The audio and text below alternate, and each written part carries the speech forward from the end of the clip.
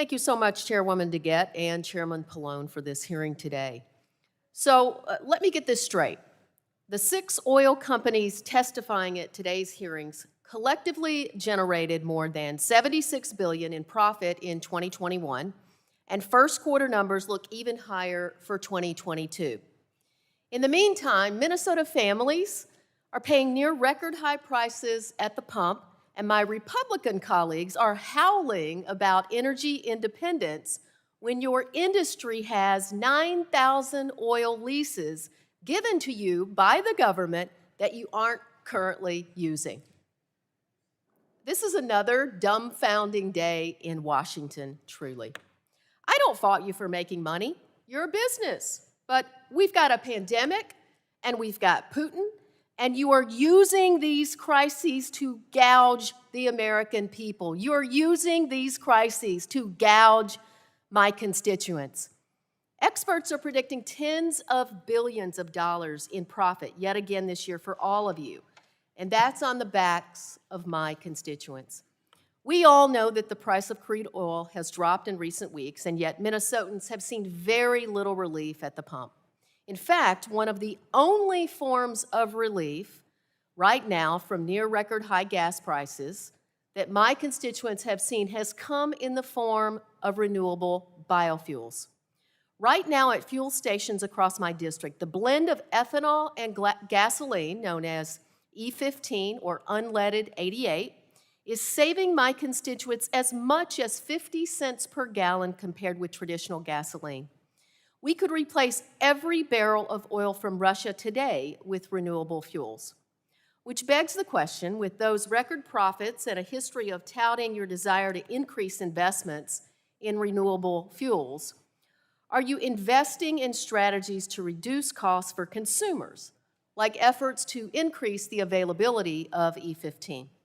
I'd like to turn to Mr. Worth first for my question. Mr. Worth, I'd like to better understand your company's commitment to renewable fuels. Given your record profits, how much is your company investing in biofuels research and development and expanded deployment? Congressman, I don't have a research and development number, but I can tell you in terms of deployment, this year we will spend close to $4 billion.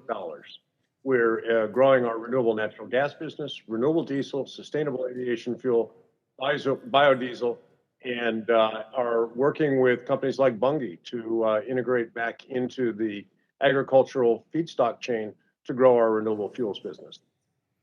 Thank you. I'll have my team follow up to make sure we're aware of all of those efforts, and we can learn more about the percentage of research you're putting into biofuels to drive down the cost of fuel for Minnesotans. So thank you, Mr. Worth. I want to now turn specifically to E15. It was recently reported that BP began offering the 15% ethanol blends at terminals in 8 states, including Minnesota. This will not only save consumers money, but it also will increase energy security and reduce carbon emissions with a domestically produced product. Mr. Lawler, I appreciate this business decision from BP and hope that others in the industry will follow suit.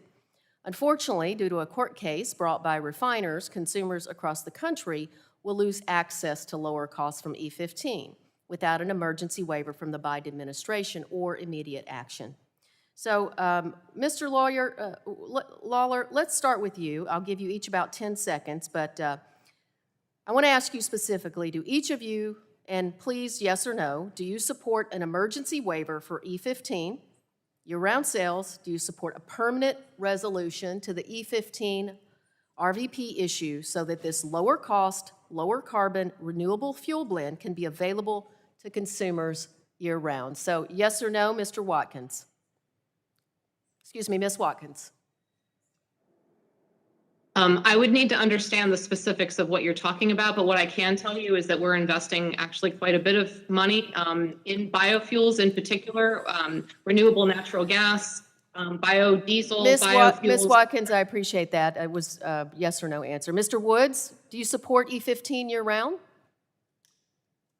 There are challenges with E15 going into the entire car okay, fleet. Mr. Worth, do you support E15 year-round?